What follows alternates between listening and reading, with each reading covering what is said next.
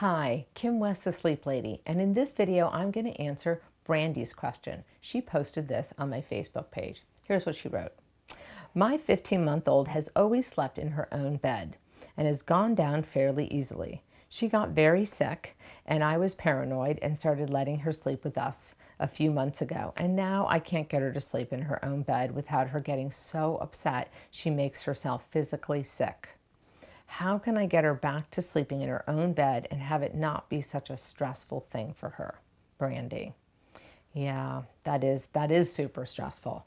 And the good news is that she knows how to put herself to sleep and back to sleep. She just needs to remember how. Not that she's consciously trying to forget, but it's just the power of intermittent reinforcement, that when she got sick, you regressed and then you stayed there, which, by the way, Brandy, is super common. And very common, and people will often parents will often end up being there for months, if not years, just sleeping with their child. But since that's not working for you and you want that to change, what you're going to have to do is sleep coach her and put her back into her crib. So I'm not saying this will be easy, and I will talk about the vomiting in a minute. So I would start at bedtime after a great day of naps. She's either on 2 naps or 1. The average age to transition from 2 naps to 1 is 15 to 18 months. But because she's probably not well rested, she might still need a small morning nap, like a 45-minute nap, and then an afternoon nap so that she can make it to bed not really overtired. And then once she starts largely sleeping through the night, she might easily transition to one nap, the one afternoon nap. Now, I would look to see whether, I don't know whether you're giving her a bottle before bed, meaning so that she has lots of liquid to throw up. If that's the case, I would try to move that bottle earlier in the routine. I would check with your doctor as to whether your 15-month-old even needs a bottle at bedtime and whether she's eating enough and drinking enough during the day to not need that. You could put it before the bath, or if that seems too drastic, just reduce the amount of ounces in the bottle before bedtime and make sure she really is awake at bedtime.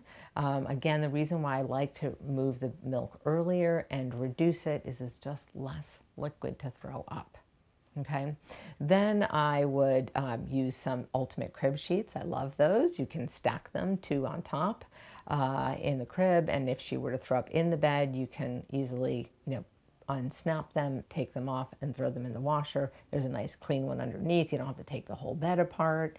Sorry, I've got to talk about vomit here for a minute. If there's only a little bit on her, just maybe take a diaper wipe it off, wipe her face. Try not to make it like, and now we turn on all the lights and we put her in the bath, and you just take care of her, do the best you can, and you could do a more thorough cleaning tomorrow. If she tends to throw up outside of the crib, I would put a sheet on the floor preemptively so that if she does throw up, it's, you can just scoop up the sheet and put it in the washroom. Again, soothe her. Don't give her another milk bottle. Maybe a little sippy cup of water just to kind of, clean out her mouth a little bit and, calm her down. Don't hold her to sleep, and then back into the crib. Okay. And unfortunately, you just have to do that every single time. So be careful, again, that you make it short and sweet as possible in terms of the cleanup and getting her back onto the routine and back into bed. And again, just slowly get back. Remember that the intensity of the crying might be a little bit worse because, you'd had, been inconsistent and that she used to know how to put herself to sleep, and she wants you to go back to that other routine of sleeping with you. So of course she's going to be upset. So you just stay being calm and offering reassurance, and before you know it, she'll be back to sleeping in her crib.